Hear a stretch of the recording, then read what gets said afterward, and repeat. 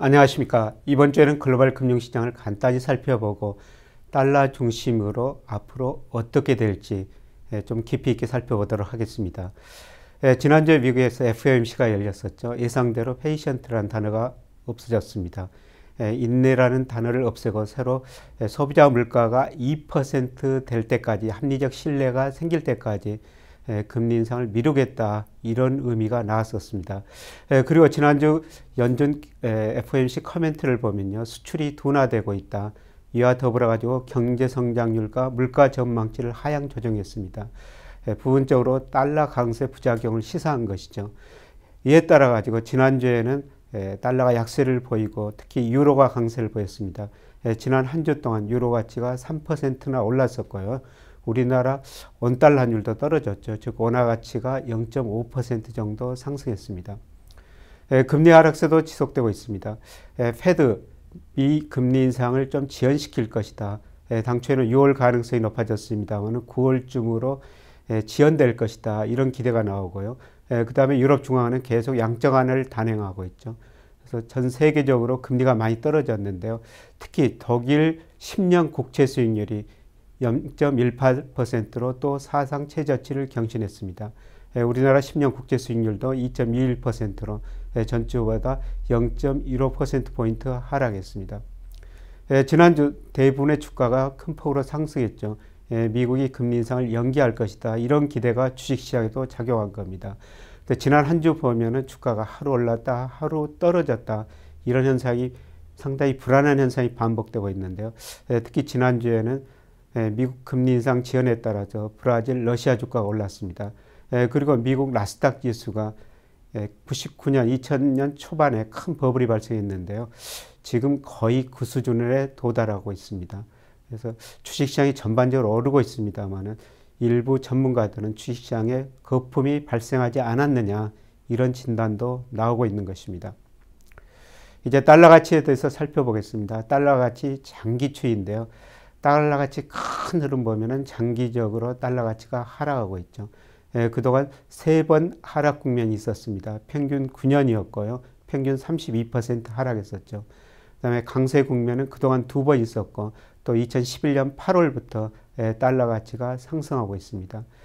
그동안 강세 국면 평균이 거의 5년 8개월 정도 지속됐고요. 퍼센트로는 47% 올랐습니다.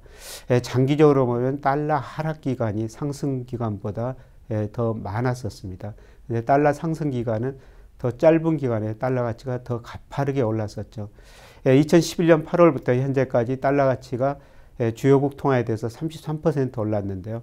문제는 여기서 달러 가치가 더 오를 것인가, 아니면 앞으로 떨어질 것인가, 중요한 변곡점에 있는 것 같습니다. 그래서 그동안 달러 가치가 상승했고 앞으로 어떻게 될지 미국 경제 지표를 중심으로 살펴보도록 하겠습니다. 우선 미국 경제 확장 국면이 지속되고 있습니다. NBER, 전미경제연구소라고 그러죠. 여기서 2009년 6월이 경기가 저점이었다. 그 이후로 계속 확장 국면이 진행되고 있는데요. 올 3월까지 확장 국면 69개월 정도 진행되고 있습니다. 그런데 과거 1854년에서 2009년까지 평균 확장 국면이 39개월이었고 1945년에서 2009년까지 평균 확장 국면이 58개월이었습니다. 지금 과거보다 평균 확장 국면이 훨씬 더 길어지고 있는 거죠. 확장 국면이 69개월 이상 지속될 확률은 15% 정도밖에 안 됩니다. 그래서 갈수록 미국 경제도 이제 서서히 정점이 가까워지고 있다, 확률적으로 보면 그렇게 이야기할 수가 있는 것이죠. 어떻든 미국 경제는 지금까지는 회복됐습니다. 미국 GDP에서 소비가 68%를 차지하고 있는데요. 미국 경제는 소비 중심으로 성장한 나라죠. 그런데 그동안 보면은 2008년 2분기 이후에 미국이 금융위기를 겪었습니다만 그 이후 GDP가 9% 증가했습니다만 GDP의 68%를 차지하고 있는 소비는 10% 증가했습니다. 그동안 고용도 개선됐고 돈을 많이 풀어가지고 주가도 오르고 집값도 오르다 보니까 소비가 이렇게 증가한 것이죠. 다른 나라와 비교해 보면은 미국 경제가 상대적으로 빨리 회복됐다, 이렇게 볼 수가 있는데요. 2008년 2분기 금융위기 직전에 그 이후에 미국 GDP가 9% 정도 증가했습니다. 그러나 일본 GDP는 아직도 2008년 2분기 수준입니다. 6년이 지났는데도 거의 정체 상태죠. 여기다가 유럽존 GDP는 2008년 2분기보다 거의 1% 정도 마이너스입니다. 오히려 2008년 2분기보다 유로존 경제가 그때보다도 지금 더 나쁘다는 것이죠. 그래서 이렇게 보면은 일본이나 유로존 이런 경제에 비해서 미국 경제가 상대적으로 빨리 회복됐기 때문에 그동안 달러 가치가 상승세를 보인 것이죠. 통화정책 측면에서도 그동안 달러 약세가 진행이 됐다가 강세로 전환된 시점을 찾아볼 수가 있는데요. 2008년 미국이 금융위기를 겪으면서 당시에는 미국이 일본보다 훨씬 더 돈을 많이 풀었습니다. 금리를 5.25%에서 0%까지 내렸고요. 그 다음에 세 차례 걸쳐 가지고 양적 완화를 단행했었죠. 그래서 2011년까지는 미국이 다른 나라보다 돈을 많이 풀면서 이때까지는 달러가 약세를 보였었습니다. 예를 들어서 엔달러 환율이 2007년 말에 122엔까지 갔었는데요. 2011년엔 77엔까지 떨어졌지 않습니까? 그래서 이렇게 되자 일본 디플레 압력이 더 심화되고 이제 2012년부터는 일본이 미국보다도 훨씬 더 돈을 많이 풀고 있습니다. 그러다 보니까 지금 엔화 가치가 떨어지고 있는 것이죠. 엔달러 환율이 77원에서 최근에 121엔까지 상승한 겁니다. 앞으로도 미국보다는 일본이 돈을 더 많이 풀기 때문에 당분간 엔화 가치가 더 떨어질 수밖에 없다. 이렇게 볼 수가 있겠습니다. 특히 최근에 유로 가치가 지난주에는 약간 올랐습니다. 전반적으로 큰 추세로 보면 하락하고 있는데요. 올해 들어서 유로가 돈을 많이 풀기로 했습니다.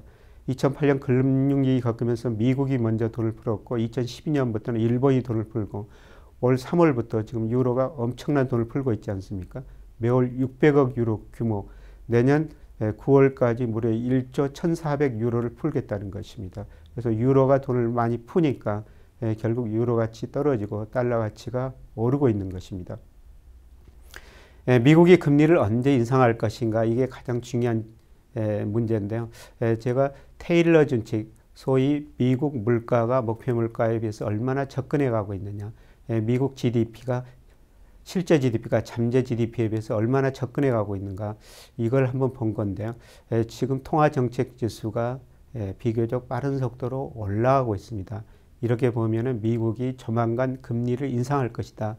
이제 시점보다는 그 폭이 얼마냐, 그게 남아있는 것 같습니다. 빠르면 6월, 늦어도 9월쯤에는 미국이 금리를 인상할 것이기 때문에 그래서 이런 기대를 가지고 달러가 계속 강세를 보였던 것이죠. 그런데 앞으로 달러 강세가 지속되기에는 여러 가지 문제가 있는 것 같습니다. 그 이유를 몇 가지 들어보면요. 미국 경제가 회복되지만 아직도 미국 경제에 디플레 압력이 존재합니다. 그러면서 빨간 선은 미 의회가 추정하는 잠재 GDP, 미국 경제가 성장할 수 있는 능력이죠. 2008년 2분기 금융위기를 겪으면서 미국의 실제 GDP가 잠재 GDP보다 7% 아래로 떨어졌습니다. 최근 소비 중심으로 미국 경제가 회복되고 있습니다만은 아직도 실제 GDP가 잠재 GDP보다 2% 아래에 있습니다. 그래서 미국 경제가 이런 상태이기 때문에 금리를 올리더라도 큰 폭으로 올릴 수는 없다는 것이죠. 다음에 미 국채 수익률 금리가 장기적으로 하락하고 있지 않습니까? 이 국채 수익률에는 피셔 방정식에 의해서 실질금리 플러스 물가상승률인데 금리가 떨어지고 있다는 것은 앞으로 경제성장률이 떨어지든지 물가가 떨어지든지 둘 중 하나라는 것이죠. 그래서 이런 상황을 보면은 달러 가치가 지속적으로 상승할 수 없다, 이렇게 볼 수가 있겠고요. 특히 미국 경제가 앞으로 회복세가 좀 둔화될 수가 있습니다. 저는 경기를 예측할 때 장단기 금리차를 보고 있는데요. 일반적으로 경기가 회복되면은 장기 금리가 단기 금리보다 훨씬 더 빨리 오릅니다. 그런데 장단기 금리차가 축소되면은 앞으로 경기가 둔화될 것이다, 이런 걸 시사하는데요. 2006년에 장단기 금리가 마이너스였고, 그 다음에 약간의 시차를 두고 2007년 말 2008년에 미국이 위기를 겪었지 않습니까? 근데 최근에 보면은 장단기 금리차가 축소되고 있습니다. 이거는 앞으로 미국 경제 성장률이 채권시장 참여자들이 둔화될 것이다, 이런 기대를 가지고 있습니다.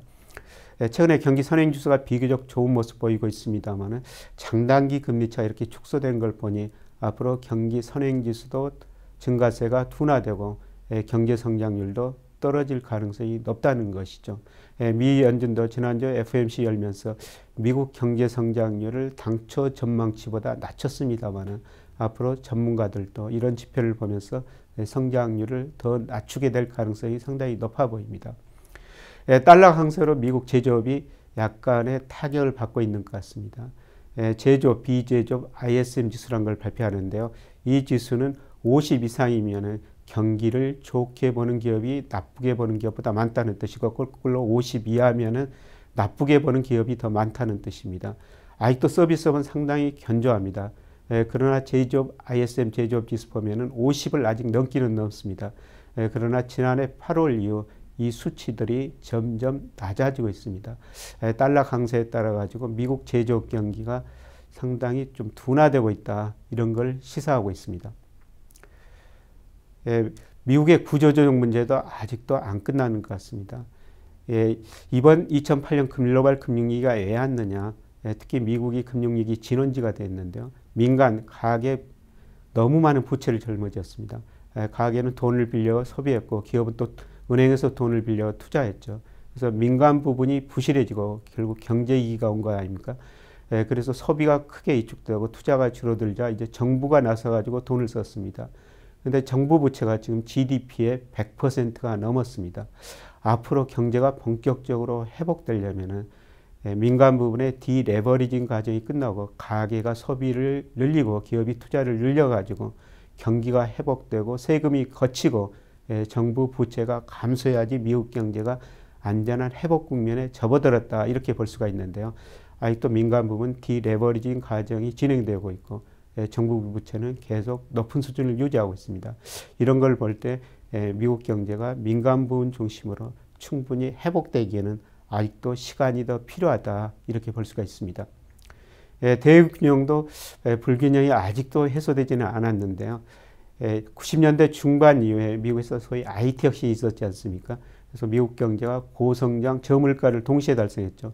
이런 것들을 미국 사람들이 신경제라고 했습니다. 신경제를 믿고 미국 사람들이 엄청나게 소비를 늘렸지 않습니까?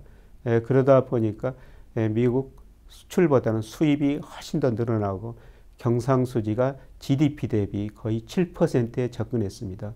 미국 경제 불균형이 심화된 것이죠. 만약 다른 나라가 GDP 대비 경상수지 적자가 7% 정도 됐다면 아마 애한위기를 겪었을 겁니다. 근데 미국은 자기들이 달러를 찍어낼 수 있기 때문에, 달러가 기축통화이기 때문에 그런 위기는 없는 것이죠. 그 이후로 경상수지 적자가 줄어들고는 있지만은 오히려 지난해 4분기 통계가 지난주에 발표됐는데요. 다시 확대되고 있습니다. 달러 약세 때문이죠. 이런 것 보면은 미국 경제가 아직도 대불균형이 해소되지는 않았다, 이렇게 볼 수가 있겠습니다. 그리고 2008년 글로벌 금융위기를 겪으면서 미국이 재정 지출을 늘리기 위해서 엄청난 국채를 발행했었습니다. 이때 중국이 미국 국채를 사줬었죠. 그래서 일부 전문가들은 중국만이 자본주의, 미국을 구한다, 이런 이야기까지 있었는데요. 근데 2010년 이후로는 미국이 중국이 미국 국채를 점점 덜 사고 있습니다. 특히 작년에는 570억 달러 줄였고요. 올 1월 통계도 보니까 약 50억 달러 이상 줄였습니다. 그래서 중국이 지금 미 국채를 팔고 있다. 물론 영국이나 일본 사람들이 미 국채를 사가지고 중국 파는 걸 어느 정도 상쇄하고 있습니다만은 중국이 미국 국채를 판다는 것은 앞으로 달러 약세를 시사한다고 이렇게 볼 수가 있겠습니다. 그리고 최근에 주가가 가대평가됐습니다.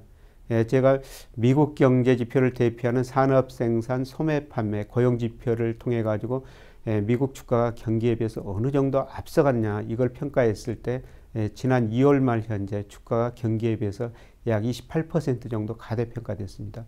이 정도 주가가 가대평가된 것은 1990년, 2000년 초에 소위 IT 거품이 있었을 때였죠. 주가가 지금 경기에 너무 앞서가고 있다는 것입니다. 이거는 그동안 0% 금리를 유지하고 세 차례 양적 완화를 걸쳐가지고 엄청난 돈을 풀었기 때문인데요. 이제 양적 완화는 종료하고 금리 인상을 찾고 있습니다. 아마 금리 인상 시점이 가까워질수록 주가가 조정을 보일 수밖에 없는 것 같습니다. 주가가 떨어지면 미국 소비가 위축되고 미국 경제 성장률이 전반적으로 둔화될 수밖에 없습니다. 그렇다면은 달러 가치도 다시 하락할 수밖에 없는 것이죠. 단기 추세 한번 구해봤습니다. 제가 H 필터라고 있는데요. 통계 하나 기법입니다. 이 통계 기법을 통해 가지고 미국 달러 가치가 추세에서 얼마나 벗어났느냐 이걸 보는데요. 지금 추세에서도 과거 평균보다 2로 벗어났습니다. 이걸 보면은 단기적으로도 이제 달러 가치가 좀 조정을 보일 때가 됐지 않느냐 이렇게 볼 수가 있겠습니다.